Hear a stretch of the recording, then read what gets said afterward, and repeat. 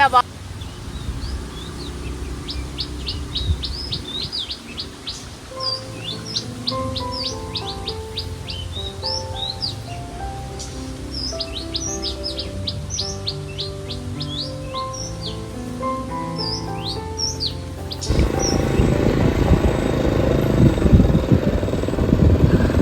ตัดหญ้า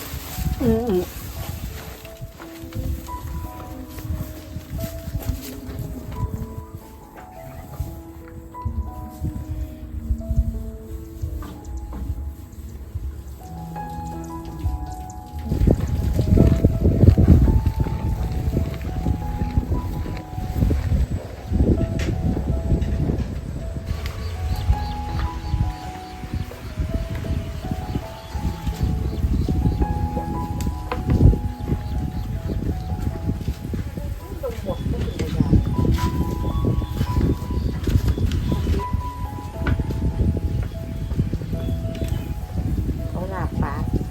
เดี๋ยวก็ปลาติ้วในเตาเอาสิพากันมากินนี่สิเดี๋ยวนี้นะคะเนี้ยเจ้าน่ะมันเป็นทำไมบ่กินหมาบ่บู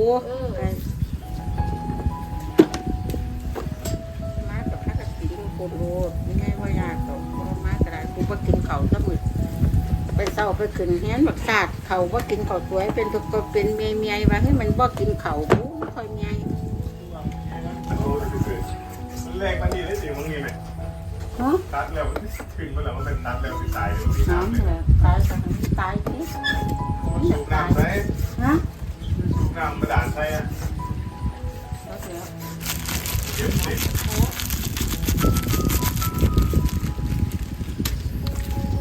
ไอ้เจี๊ยบเก็บถือน้ำก็แซ่บ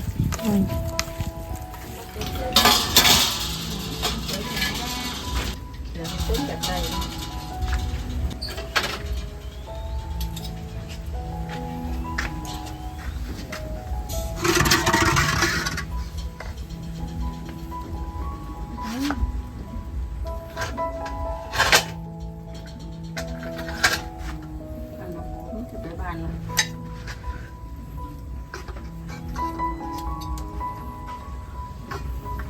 บอกแล้วนี่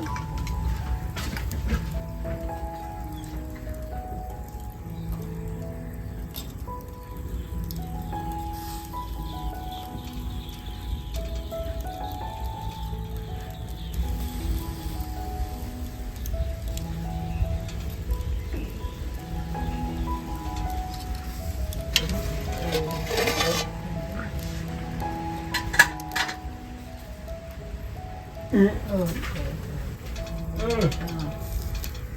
เออผู้เดียวสิผู้สิไปโรงเรียนอยู่มา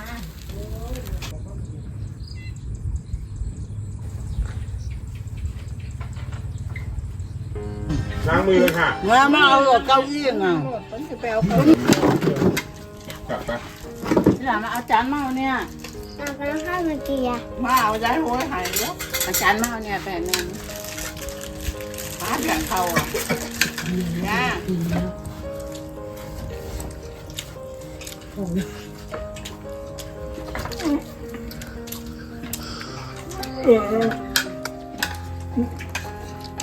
ยายมันเลยขึ้นมาขวดเราช่วงกิน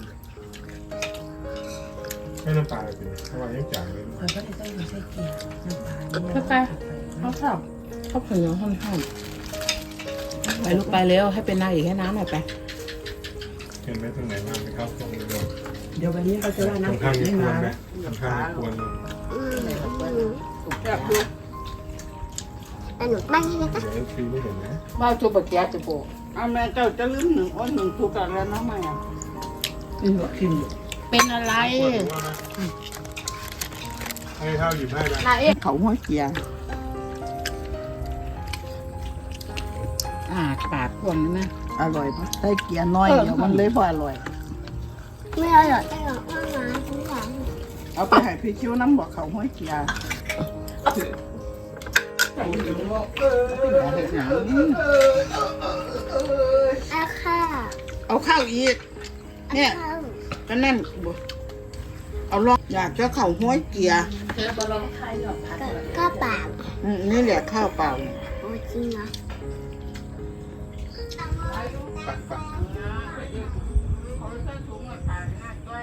โอ้ย